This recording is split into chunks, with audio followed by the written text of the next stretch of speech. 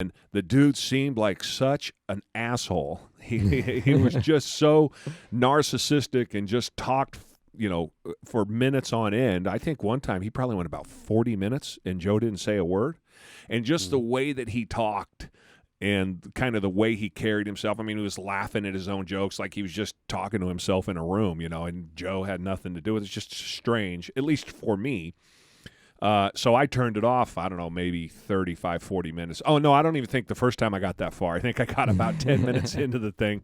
Joe asked him a question. He went off on some tangent the other direction, and I thought, this is a waste of my time. But then my buddy started telling me I got to listen to it. You told me I got to listen to it. So it took me probably 3 days to get through it. 3 times, I should say. I didn't listen over 3 days.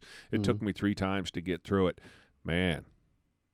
Fuck the government. I told you just had to get in a bit. Oh my God. Like I don't know, like I need to be told how bad the government is, but man, it's just what you get. For anybody who hasn't listened to it, I encourage you to go to Joe Rogan and check it out because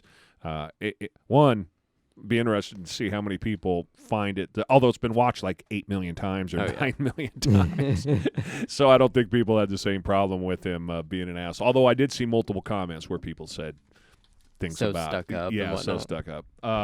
But man, the stuff that he tells you, and just as he lays it out, and he did do a good job of laying it out, of step by step. His memory's extraordinary. Oh, and I'm sure he's told the story 500 million Yeah, and times. he just wrote a book, Yeah. which you'll know if you listen to the podcast because he only says that 500 times. Yeah. Good for him, though. You're trying to sell a book. But, just anybody who wants to, your eyes are going to be open to what the government is all about. And I was explaining this.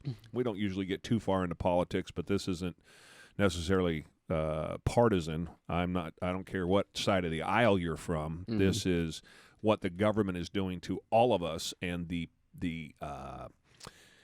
what powers they gave themselves after 9/11 under the Bush administration, which then in its infancy those seeds were planted, which then the government went and ran away with during the Obama administration, re-upped those same powers. So the Senate and the House gave themselves those same powers because they expired.